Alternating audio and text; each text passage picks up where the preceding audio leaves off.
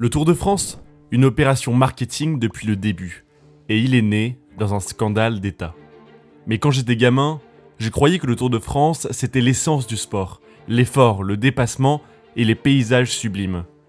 Et puis un jour, je suis allé le voir en vrai. 30 minutes de voiture publicitaire, un paquet de lessive dans la tête, mais pas de Bob Cochonou. Et le peloton, il est passé en 20 secondes. Franchement, j'étais dégoûté.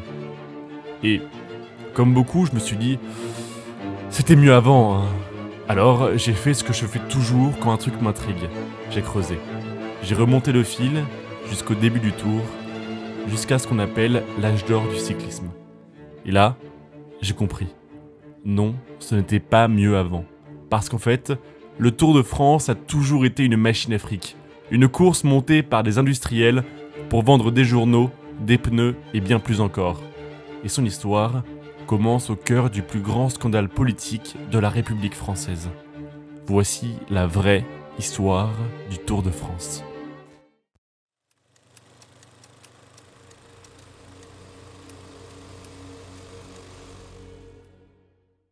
Pour comprendre comment le Tour de France est né, il faut remonter en 1891.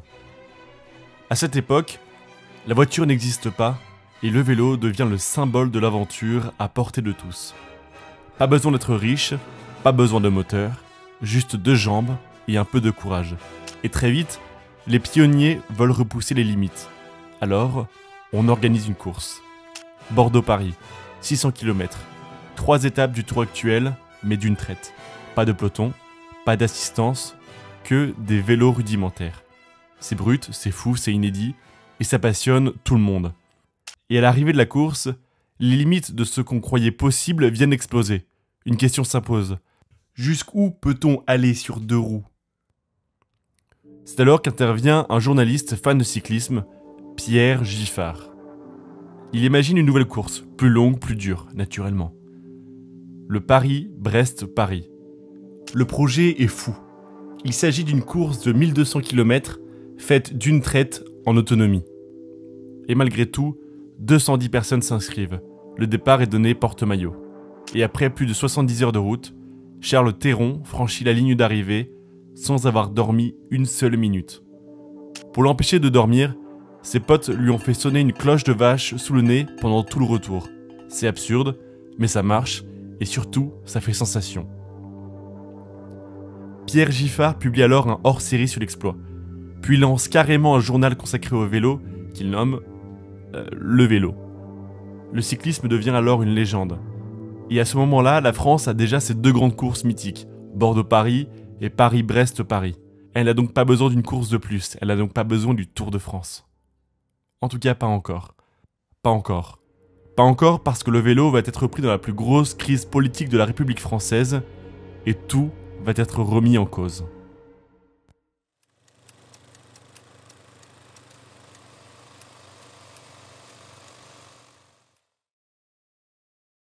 On pourrait croire que le cyclisme, à ses débuts, est un sport bon enfant qui vit sur un long fleuve tranquille.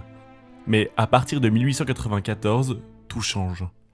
Cette année-là, un capitaine juif de l'armée française, Alfred Dreyfus, est accusé d'avoir livré des secrets militaires aux Allemands. Il est alors condamné à la déportation perpétuelle, direction le bagne de l'île du Diable en Guyane. Mais est-ce vraiment lui le coupable ? En effet, la question se pose. 2 ans plus tard, une nouvelle enquête lève le voile, et un autre nom surgit. Ferdinand Esterhazy. C'est lui le traître. Cependant, l'armée garde Dreyfus en prison et acquitte Esterhazy. Pourquoi ? Parce que l'armée française refuse de reconnaître son erreur. Et ça, c'est bien pire qu'une simple injustice, c'est un choix politique. Ils choisissent de préserver l'honneur de l'institution, même au prix d'une injustice. Et quand la vérité éclate, la société explose. La France se divise en 2 blocs, les Dreyfusards d'un côté, les anti-Dreyfusards de l'autre. Et pendant plus de 10 ans, c'est la guerre partout. Famille, amis, collègues, tout le monde a son avis. Mais le cyclisme, qu'a-t-il à voir là-dedans ? Il faut savoir que Pierre Giffard, le créateur du Paris-Brest-Paris et propriétaire du vélo, est un Dreyfusard engagé. Et ça, Il le montre clairement dans son journal. Et ça dérange. Ça dérange car dans le monde du vélo et de la voiture, l'opinion dominante est anti-Dreyfusarde. Et un homme en particulier ne supporte plus Giffard, le marquis de Dion. Le marquis de Dion est un pionnier de l'automobile et à cette époque, c'est l'un des industriels les plus puissants de France. Et surtout, c'est un rival personnel de Giffard. Alors que faire? Le boycotter? L'attaquer? Non. De Dion va plutôt lui faire concurrence et monter son propre média. En 1900, il fonde le journal L'Auto, un journal apolitique moins cher pour les annonceurs industriels et concurrent direct du vélo. Le journal de Giffard est vert, le sien sera jaune, et Giffard a sa grande course Paris-Brest-Paris, lui aussi aura la sienne. Mais il faut une course encore plus longue, plus visible et plus spectaculaire. Son nom, le Tour de France. La première édition aura lieu en 1903. Mais soyons clairs, 10 ans après les premières courses, le sport n'est plus aussi innocent. De Dion veut vendre ses journaux, et Michelin aussi est intéressé. C'est logique, une course qui passe par les 4 coins de la France est le meilleur moyen pour populariser le vélo, et avec les pneus de Michelin. Plus de cyclistes, plus de crevaisons, et plus de ventes. Le calcul est simple, le Tour n'est pas né pour célébrer les exploits sportifs, il est né pour faire tourner l'économie du vélo. Et ça dérape très vite. D'ailleurs, dès l'édition suivante, des coureurs échappés sont arrêtés et frappés à coups de gourdin pour permettre à un local de gagner l'étape.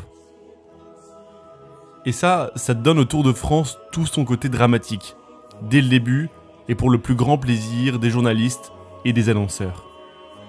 Mais ce n'est pas vraiment le cyclisme pur que je cherchais. Revenons donc aux vraies sources, revenons au premier Paris-Brest-Paris de 1891.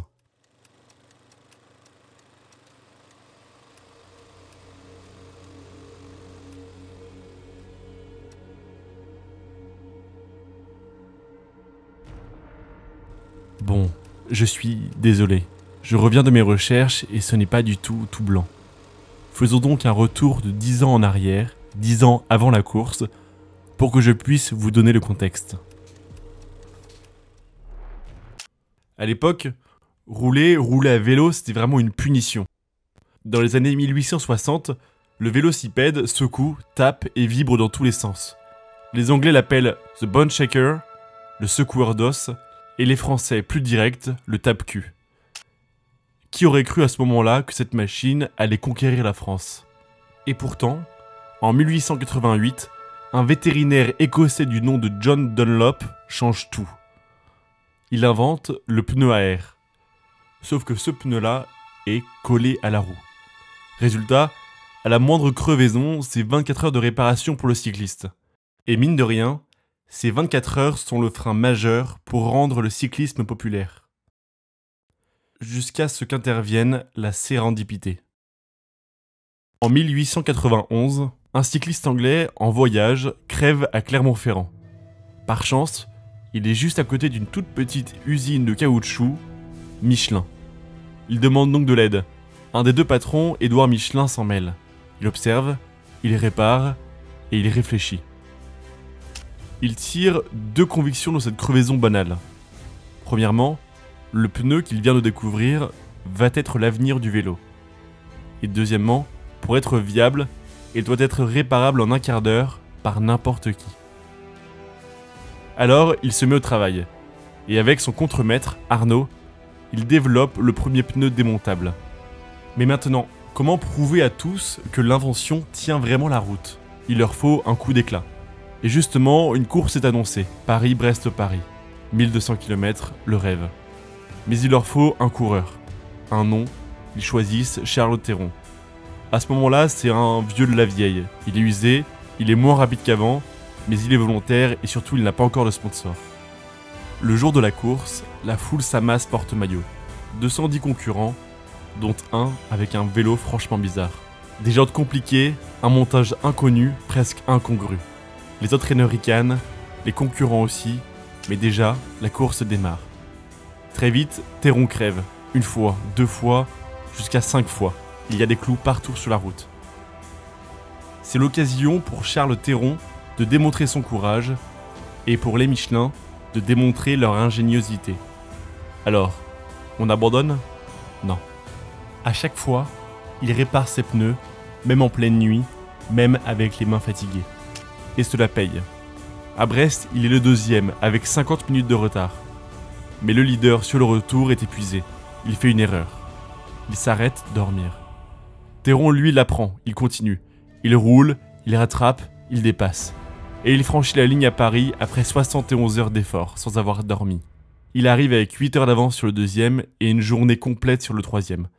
C'est un exploit. Et à l'arrivée, le frère d'Édouard, André Michelin, exulte. Et il distribue des tracts à toute la foule. Charles Théron a subi 5 crevaisons dues à des clous. Elles ont toutes été réparées sur un total de moins de 3h30, la nuit, par les hommes fatigués et par des paysans. C'est plus qu'un message, c'est une démonstration de force. Et ce jour-là, les frères Michelin ne vendent pas juste un produit, ils rendent le pneu désirable, et avec lui, le cyclisme moderne. Et à partir de là, une chose est sûre, le vélo n'est plus un sport de bricoleur, c'est devenu un marché. Alors oui, le Tour de France et le cyclisme sont une machine à fric depuis le départ. Mais grâce à ce fric, on a des pneus sur nos vélos. Et chaque été, le spectacle est toujours là, porté par la télé et par l'équipe, l'héritier du journal qui a créé le Tour et a donné au maillot jaune sa couleur. Et moi, cette année encore, je vais le suivre. Mais cette fois, je connaîtrai toute l'histoire et ça rendra le Tour encore plus passionnant. Si la vidéo vous a plu, pensez à vous abonner, à liker et à partager à tous ceux qui croient que c'était mieux avant. Et sur ce, à tantôt.